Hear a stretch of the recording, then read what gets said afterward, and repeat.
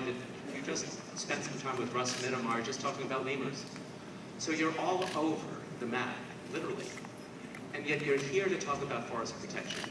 Of all the things you're doing, what do you think about as being the most exciting, the most innovative, the thing that really gets your energy and adrenaline going when it comes to protecting forests? And why forests? Tell us a little bit about it.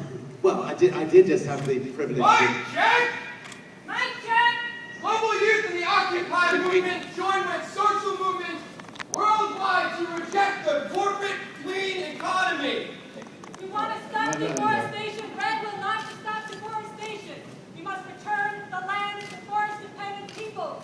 We will not stand aside as NGOs work hand in hand with the corporations that are polluting and killing the planet. To end poverty, we must eliminate the economic system that impoverishes people. We absolutely reject the idea that there is no alternative to green economy. There are thousands and thousands of alternatives to green capitalism. The solutions come from the 99%, not the 1%. We stand here in solidarity today with social movements across the world fighting austerity and the private sector assault on what we hold in common. We cannot consume our way out of a problem caused by overconsumption.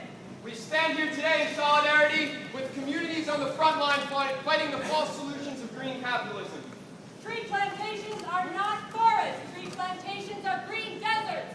We stand here today in solidarity with communities on the front line that are fighting to keep the coal in the hole, the oil in the soil, and the tar sands in the land.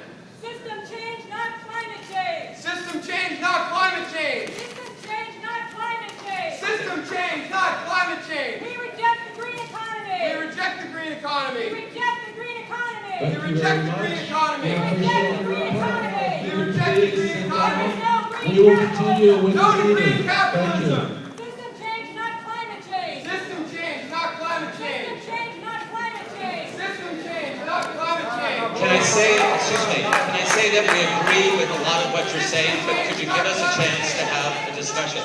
Thank you. The carbon war room and private sector attempts to leverage this climate crisis to make profit. Could you please allow us to have a conversation? Return the forest to forest-dependent Thank you. people. Thank you. We reject the green economy. We reject the green I economy. think we get the message and we understand. We stop threats. We are standing here against threats. No red. No red. No red. No red. No red. No red. No red. No red. No red. No red. No red. No red. System change, not climate change. System change, not climate change. We reject the green economy of the 1%.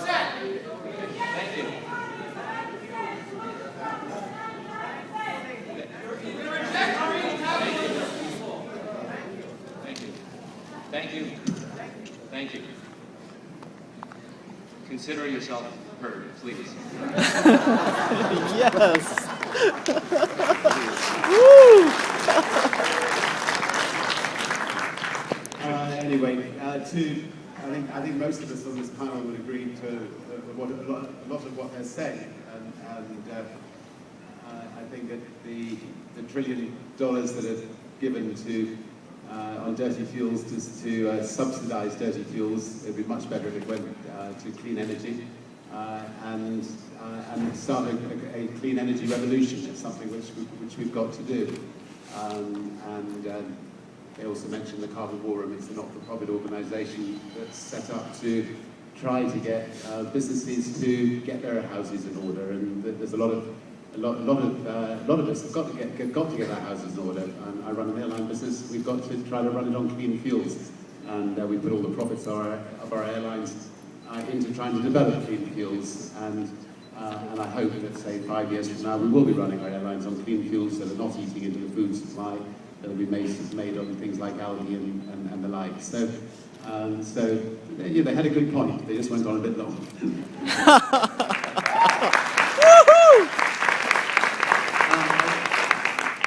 In addition to having the thought that brevity is the soul of wit and volume is not the same as substance, I also think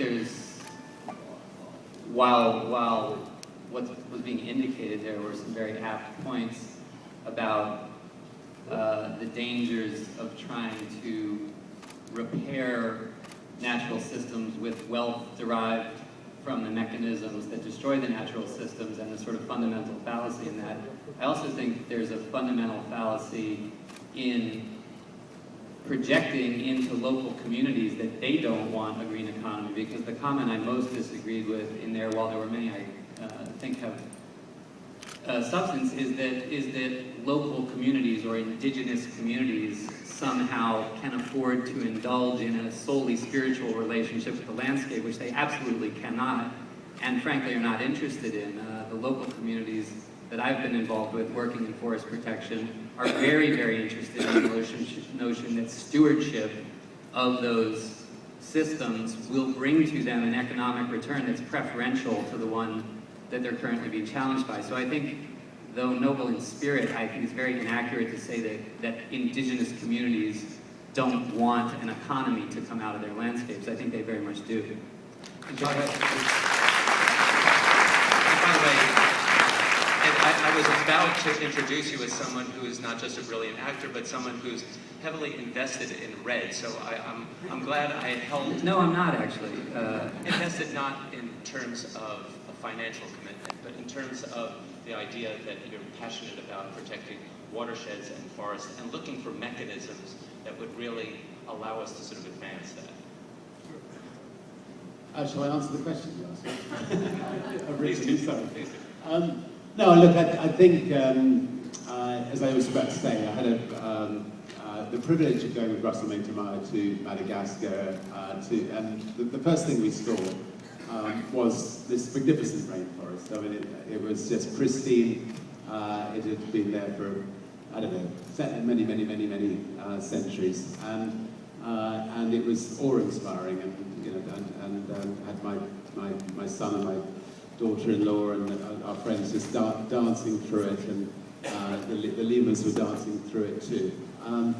And you know, it was something that just had to be preserved. I mean, and for a few bright, wonderful moments, I thought maybe Madagascar is all like this.